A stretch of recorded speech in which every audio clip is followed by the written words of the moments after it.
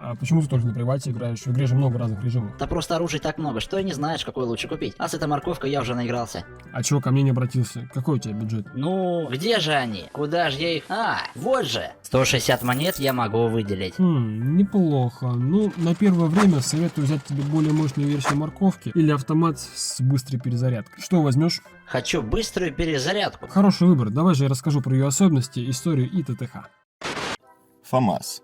Штурмовая винтовка разработки оружейного предприятия МАС в Сент-Энтьене. Французский автомат калибра 5,56 мм, имеющий компоновку Bullpup. Bullpup – схема компоновки механизмов винтовок и автоматов, при котором спусковой крючок вынесен вперед и расположен перед магазином и ударным механизмом. Благодаря такой компоновке существенно сокращается общая длина оружия без изменения длины ствола и, соответственно, без потерь в кучности и точности, а также в эффективной дальности стрельбы.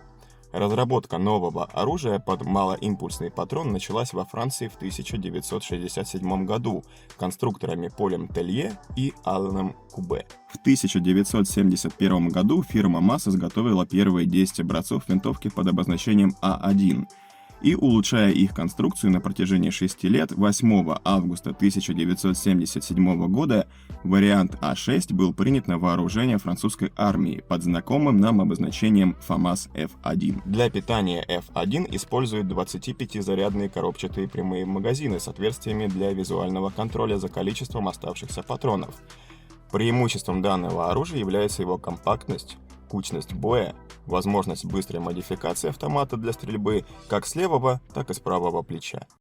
В нашу игру это оружие добавили 14 июня 2014 года, и с тех пор оно редко поддавалось каким-либо изменениям. Моделька ФАМАСа в игре была заменена на новую совсем недавно, и вместе с этим обновлением добавили и новый скин. Помимо этого скина добавили немало деталей для самой пушки, а именно 2 сошки, магазин на 25 патронов до прокачки и 30 после, затворная рама, переключатель управления огнем и много других интересных деталей. Будет ли это все работать, пока неизвестно. Урон в 22 единицы в стоке неплохо, играть можно, но прокачав его на фулл, до 27 единиц урона, играть будет куда комфортнее. Начальный запас 150 единиц не радует, очень велик шанс израсходовать его до своей смерти в игре, особенно с таким бешеным темпом 869 выстрелов в минуту. Рекомендуется прокачать запас на максимум до 270 единиц. Главной особенностью этой пушки является ее быстрая перезарядка, которая занимает буквально секунду, ну если быть точнее 1,3 секунды. По сравнению с оружием из той же категории, а именно автоматы, она очень выигрывает, и в бою это отлично чувствуется.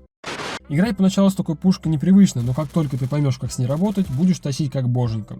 Оружка идеально подходит для маленьких карт или карт с множеством проходов. Короче говоря, играть надо на близкой дистанции. Совокупность высокого урона и быстрой перезарядки дарит тебе огромное преимущество в бою, поэтому эта пушка идеально подходит всем плеерам на первое время. Для более комфортной игры советую прокачать все характеристики, так как это одна из пушек, повторюсь, чей запас ты можешь расходовать до своей смерти в игре. Редко, но все же чаще, чем на остальных пуш. Полная прокачка будет тебе стоить 89 монет.